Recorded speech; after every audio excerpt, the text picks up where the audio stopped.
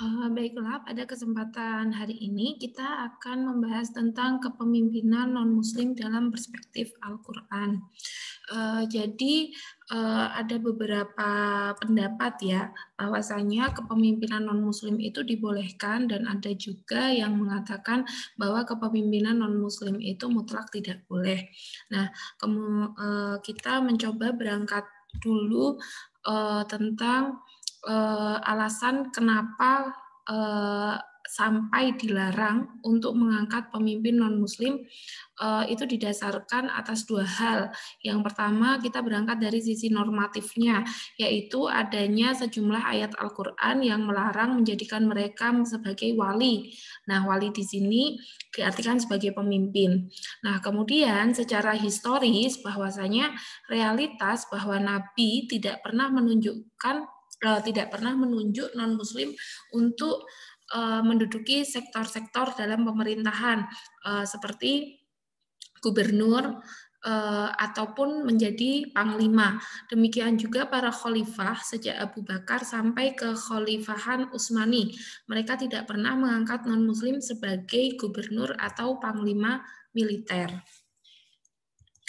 Nah, kemudian dua kelompok Muslim yang berbeda pandangan dalam mengangkat pemimpin non-Muslim. Jadi ini ada beberapa mufasir yang mempunyai pendapat-pendapat sendiri. Jadi dibedakan menjadi dua kelompok yang tidak mendukung dan yang mendukung. Yang pertama adalah tidak boleh non-Muslim untuk menjadi pemimpin, bisa dilihat sendiri seperti Al-Jassos, Al-Alusi, kemudian At-Tabari, Ibnu Katsir, As-Sabuni, Az-Zamakhsyari, dan lain sebagainya, bisa dibaca sendiri. Kemudian yang membolehkan kepemimpinan non-Muslim adalah Mahmud Muhammad Thaha, Abdullah Ahmad Naim, ini adalah murid dari Mahmud Muhammad Thaha, kemudian Thariq Al-Bisri, Muhammad Said Al-Asmawi, Azhar Ali Engineer, Muhammad Abduh, Rashid Al-Ghanusi, Yusuf Al-Qardawi, dan juga Thariq Ramadan. Nah, bisa dilihat ya di sini dua kelompok ini. Kelompok yang pertama itu terdiri dari mufasir-mufasir klasik. Kemudian yang menarik lagi bahwasanya kelompok kedua ini adalah mufasir-mufasir modern. Jadi apa yang melatar belakangi mereka berbeda pendapat nanti akan kita diskusikan. Nah, kemudian sebenarnya ada 5 penyebab tentang kontroversi kepemimpinan non-Muslim.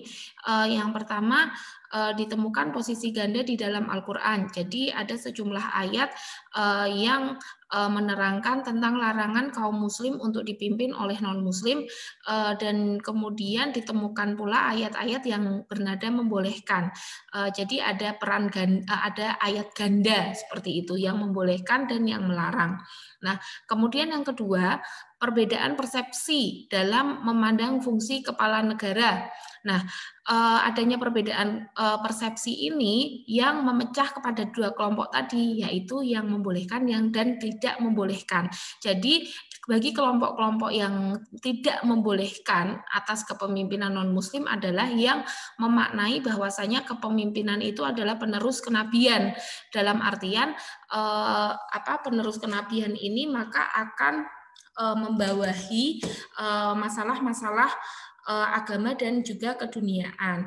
Nah, kemudian yang berdalil membolehkan ini biasanya menolak fungsi kepala negara sebagai pengganti kenabian. Jadi mereka tidak memposisikan pemimpin tersebut sebagai nabi. Maka dari itu mereka tidak mensyaratkan kepada kepala negara harus seorang muslim. Seperti itu. Nah, kemudian yang ketiga adalah adanya beragam pendapat tentang dasar negara. Negara yang didirikan oleh Muslim harus berideologi Muslim, begitu juga sebaliknya. Jadi atas perbedaan dasar negara ini yang sebenarnya menyebabkan adanya pergesekan seperti itu. Tetapi kalau dalam isu yang sekarang ini kan tentang negara khilafah, yang perlu diklarifikasi bahwasanya sebenarnya sistem khilafah itu bukan mutlak harus diikuti oleh sebuah sistem di dalam negara. Kita berangkat dulu dari setelah Rasulullah wafat. Nah, setelah Rasulullah wafat, Rasulullah tidak menjelaskan secara eksplisit siapa pengganti beliau. Setidaknya ini menurut pemahaman Sunni ya. Dan kemudian akhirnya para sahabat bersepakat untuk mengangkat Abu Bakar sebagai pengganti Rasulullah. Nah, ini berarti satu proses ya. Berarti penunjukan Abu Bakar itu atas dasar kesepakatan sahabat. Nah, kemudian pergantian dari Abu Bakar ke Umar itu juga berbeda lagi karena Abu Bakar menunjuk langsung Umar untuk menjadi penggantinya. Seperti itu. Nah, kemudian dari Umar ke Utsman itu beda lagi karena Umar membentuk sebuah dewan khusus untuk memilih khalifah. Nah, maka dari itu dewan tersebut memutuskan Utsman untuk menjadi pengganti dari pengganti dari Umar. Nah, jadi terlihat ada perbedaan ya dari setelah Nabi wafat sampai zaman Utsman. Nah, kemudian ketika Utsman ke Ali, Utsman tidak membentuk dewan khusus untuk memilih khalifah seperti dahulu yang dilakukan Umar. Nah, kemudian Utsman terbunuh, akhirnya para mukmin dan dan masyarakat Madinah bersepakat untuk mengangkat Ali sebagai khalifah. Nah, bisa dilihat di situ bahwasanya proses pemilihan kepala negara itu bentuknya tidak mutlak. Jadi berubah-ubah sesuai dengan kesepakatan masyarakat pada saat itu. Nah, sebenarnya dari sistem khilafah yang terus digembor-gemborkan, itu yang harus diadopsi itu sebenarnya keharusan adanya pemimpin.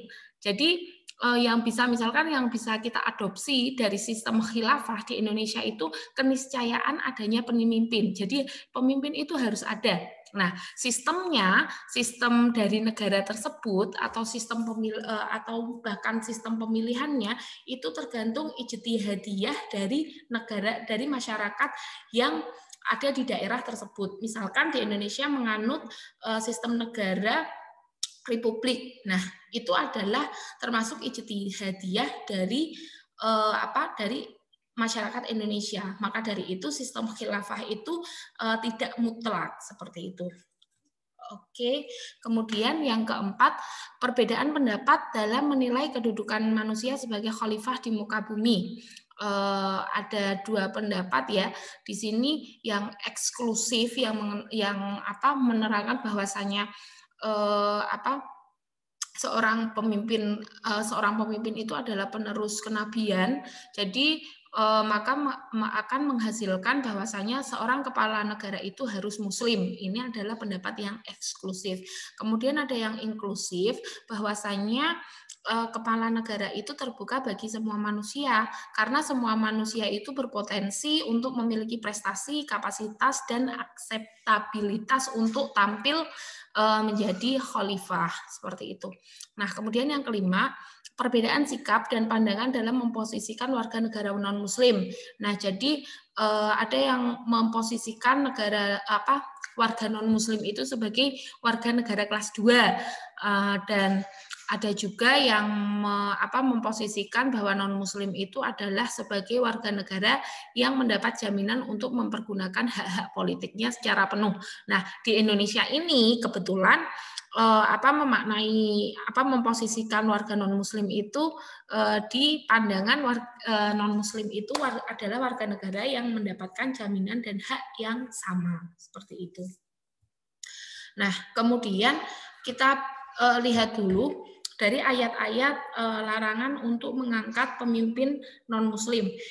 Ini yang sudah terkenal sekali ya, yaitu di Al-Maidah ayat 51, kemudian ada juga Al-Maidah ayat 57, dan juga ada di Ali Imran ayat 118. Nah, ini bisa dibaca sendiri. Nah, secara garis besar, jadi ayat tersebut bisa dibagi menjadi dua kategori. Nah, bisa dilihat di Al-Maidah ayat 51, ya ayyuhalladzina amanu la tattakhidul yahuda wan nasara awliya'u ba'duhum awliya'u ba'd.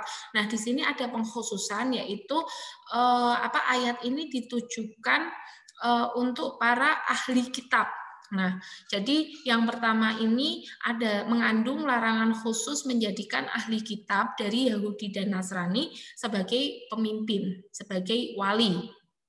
Nah, kemudian ayat yang kedua dan yang ketiga di ayat Al-Maidah ayat 57 ada kata-kata ya ayyuhalladzina amanu la tatakhidul ladina takhudhu dinakum. Nah, ayat ini sifatnya adalah larangan secara umum untuk menjadikan orang kafir sebagai wali atau pemimpin.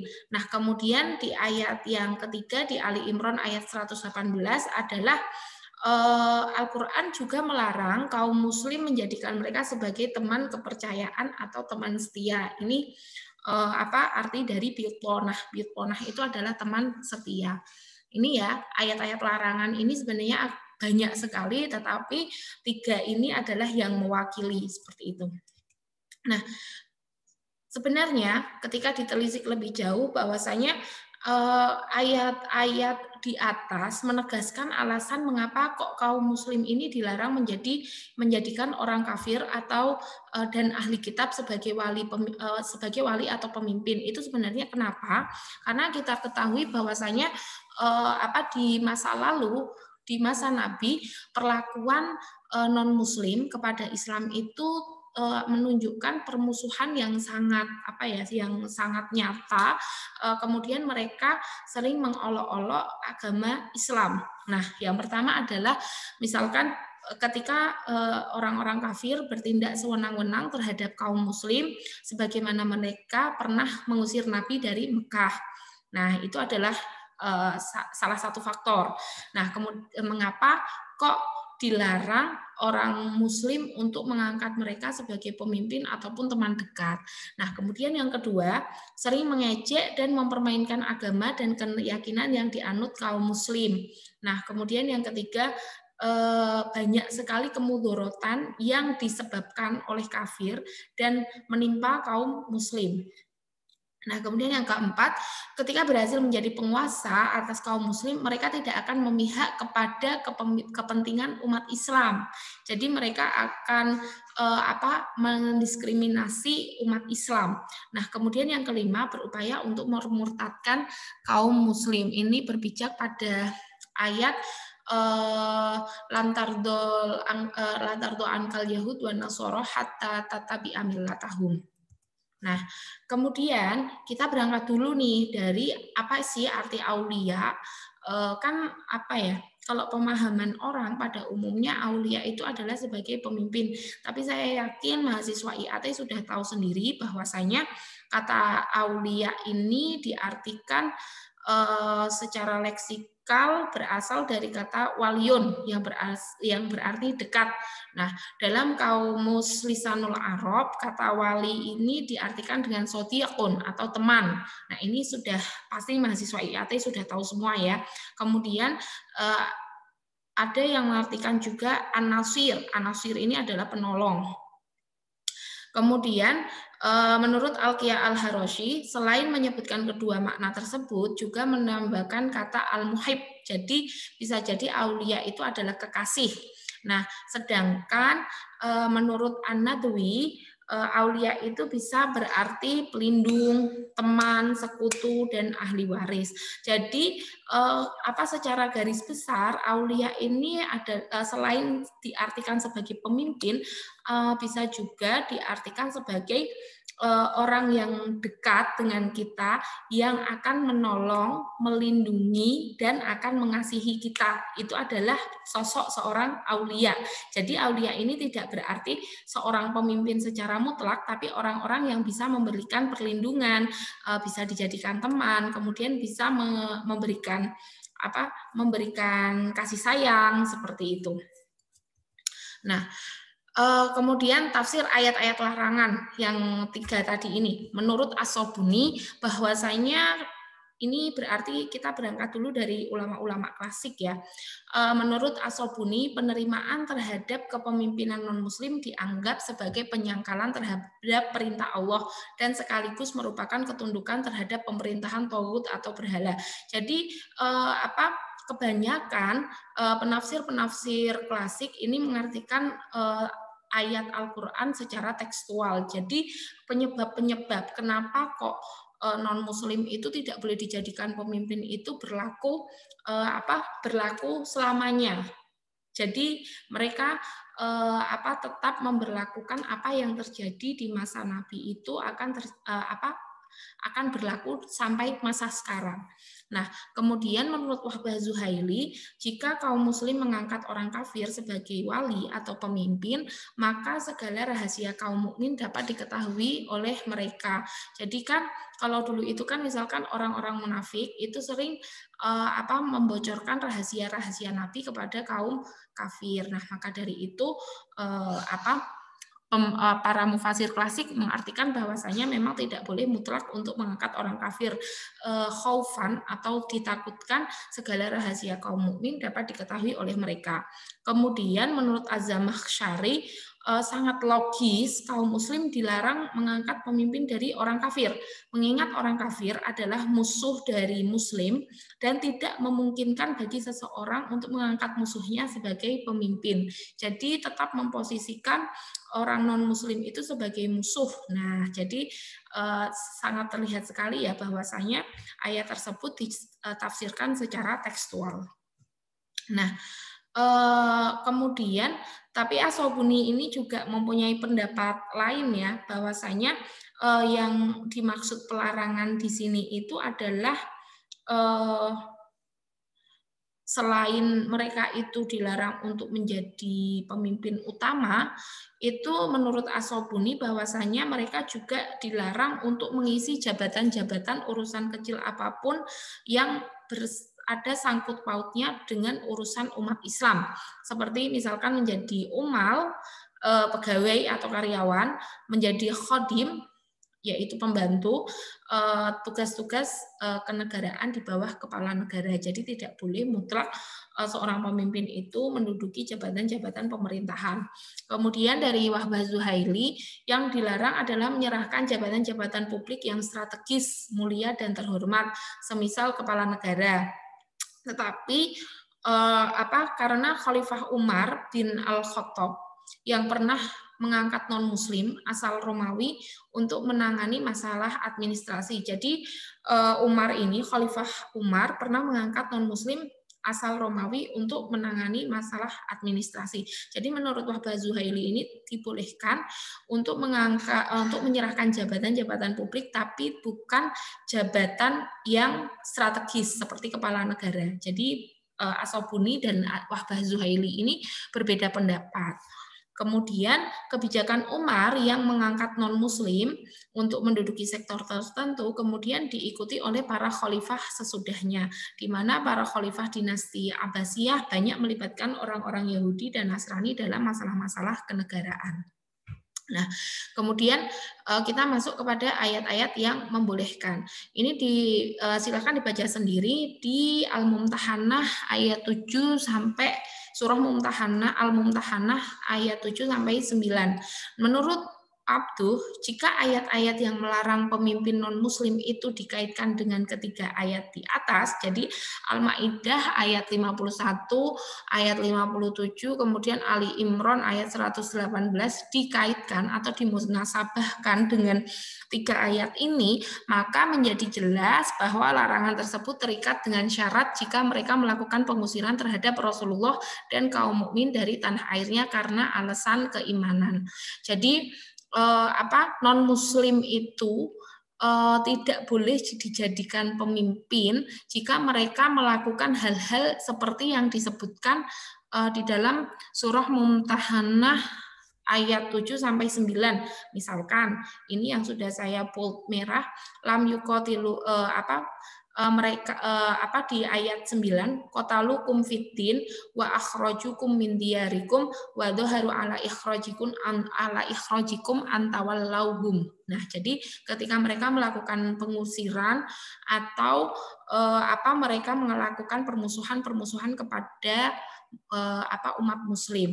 Nah, tetapi selain tidak ada syarat-syarat tersebut, maka di sini jelas di ayat 7 asa ayyaj'ala bainakum wa bainal ladina adaitum minhum mawaddah. Jadi ayat ini juga tidak melarang bahwasanya antara muslim dan non muslim itu untuk saling mengasihi. Nah, selama orang non muslim itu lam yuqatilukum, tidak tidak memusuhi, tidak membunuh, lam yuqatilukum fiddin, kemudian walam yukhrijukum min diyarikum, seperti itu. Nah, jadi alasan-alasan yang tadi ini, alasan-alasan yang ini jika tidak terpenuhi, maka akan menyebabkan tidak boleh mengangkat pemimpin non muslim. Tetapi jika syarat-syarat ini tidak terjadi lagi, maka boleh-boleh saja untuk mengangkat pemimpin non muslim. Kemudian menurut Al-Ghazali, di beberapa ayat yang mengharuskan kaum muslim untuk memutuskan hubungan dengan non muslim adalah termasuk penyimpangan dalam memahami ayat, karena konteks ketiga ayat tersebut terkait dengan non muslim yang menyakiti dan menyerang kaum muslim. Jadi selama tidak menyakiti dan tidak menyerang, maka boleh-boleh saja untuk menjadi pemimpin seperti itu, karena fungsi dari pemimpin tersebut bukanlah pengganti kenabian. Terima kasih. Wassalamualaikum warahmatullahi wabarakatuh.